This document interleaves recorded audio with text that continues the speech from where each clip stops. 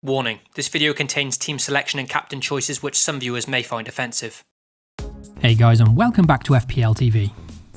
With another very quick turnaround in game weeks, let's first see how my side performed in the blank game week 12, before then looking to my team and transfer plans for this weekend's game week 13. Considering I went into blank game week 12 with just 10 starters and a significantly weakened squad, I was always going to need a bit of luck on my side to have a decent game week. And in the first fixture of the week, I certainly got that, with Neco Williams of Forest starting and keeping a clean sheet away to Brighton. Legendary stuff. That was Forest's first clean sheet in 9 games, and considering just how dominant Brighton were in that one, that 6-pointer felt like a huge double-digit haul. With me putting out a fairly weak side for game week 12, a lot of responsibility was put onto my double Newcastle defence, who did look a good bet for a clean sheet against Everton. Fortunately, they did indeed deliver, making it back-to-back clean sheets for the Toon. Trippier superb again, racking up full bonus in the process, but of course with him in almost every active team nowadays, it was Pope's 6-pointer that really made the difference. What didn't go well last week, however, was my 2 free transfers in of Guehi and Mo Salah both blanking, with the Egyptian's blank much more pivotal considering he was my captain. The Salah captaincy blank certainly disappointing, but no regrets from me on making that move. In my team, it was easy enough to bring him in without ripping up my squad, and with De Bruyne not having a fixture last week, he seemed the logical swap. Salah does still have some very nice fixtures in the 4 games before the World Cup now, above all Nottingham Forest next. So personally, despite many managers understandably frustrated that he's not delivering for his price, I'm still happy to own him for this run. There was a blank from Tony against Chelsea, but the most important part there is that notably, Tony managed to avoid his 5th booking of the season, and therefore evades a 1-match suspension for another week. A good thing considering he faces Aston Villa next. To finish the game week on Thursday night, there were returns from 2 of the 3 who played, with Mitrovic scoring a penalty, and notably Leicester's Castagna picking up his 4th consecutive return. Castagna has now produced a clean sheet in all 3 game weeks since owning him, and there's no doubting that in a poor season of FPL for me so far, Castagna has been one of my best transfer moves. So for game week 12, another solid game week with a score of 53, the exact same score as last week. And considering I went into this one with just 10 players, to score 14 points above the average score was incredibly pleasing. The team managed another very decent rank rise of 200,000 places from 940k to 729k.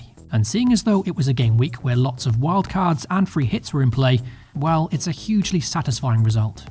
I couldn't have asked for much better really, even despite the captaincy blank. Let's move on to game week 13 now and discuss my transfer plans as well as my potential team lineup. Also, if you do enjoy the content here at FPL TV, then be sure to leave a like and most importantly get subscribed. You can also hit the notification bell so you always know when a new video goes live.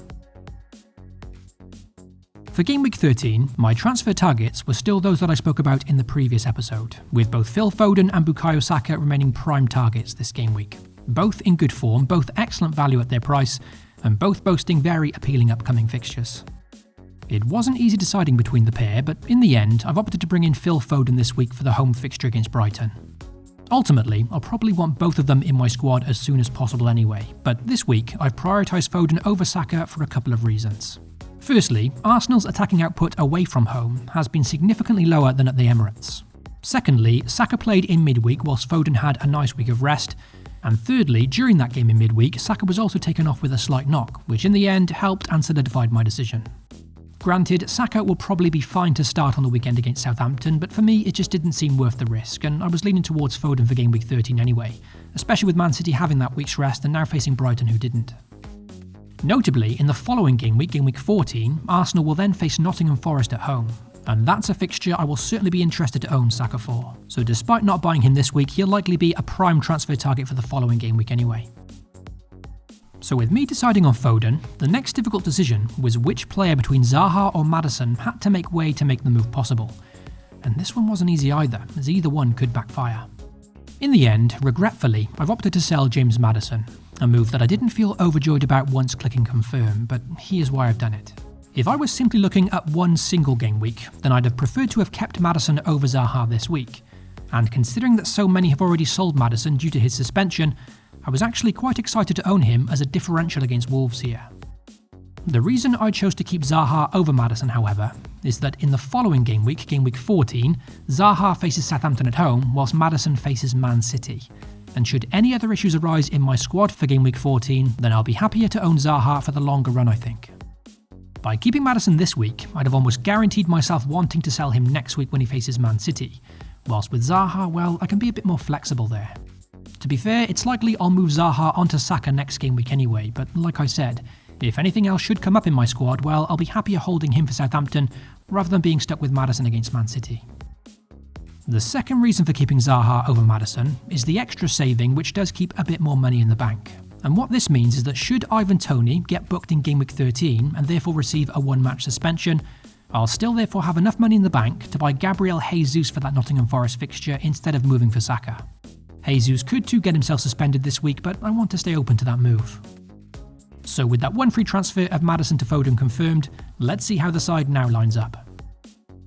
After a weakened 10-man squad during the blank game week, I'm of course happy to see the likes of Martinelli, Haaland and Cancelo all come back from my bench and into my starting 11.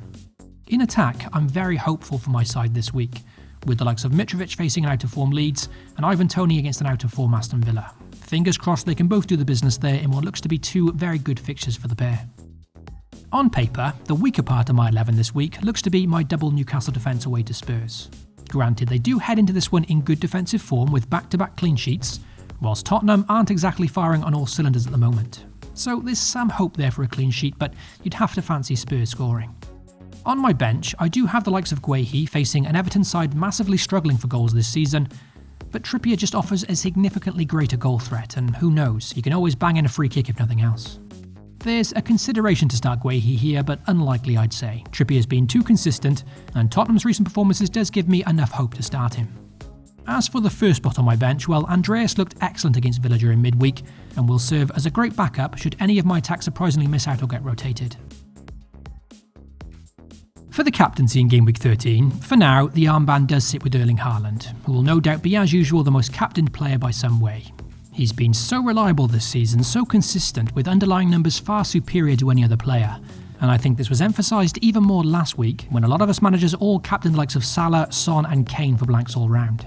We certainly missed his consistency, and that'll see a lot of managers naturally flock back to Haaland this week. The reason I've left the captaincy on Haaland for this video though, is more in case I bottle giving the armband to Mo Salah again, which I do want to make clear is something I'm very seriously considering this week. Now, I'm well aware that Mo Salah has not been a reliable captain at all this season, and we've already seen so many managers captain the Egyptian and then ultimately get punished by not going for the safe and obvious Erling Haaland most weeks, which is something I've fortunately managed to avoid for the most part.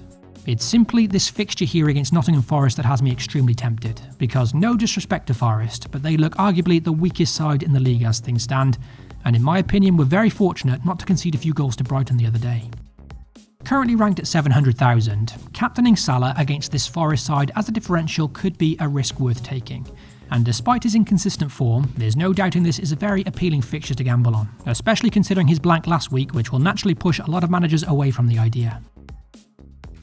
So that's my team and all my thoughts and reasonings heading into Game Week 13. I'll now be weighing up until the deadline whether or not to take that risk this week and opt for Salah as captain against Nottingham Forest. I've made a lot of progress over the past few weeks, and granted that could all be undone if opting for Salah goes wrong, but considering the fixture, I still wouldn't consider it a bad decision. Good luck to you all for Game Week 13, FPL responsibly, and I'll catch you all next week.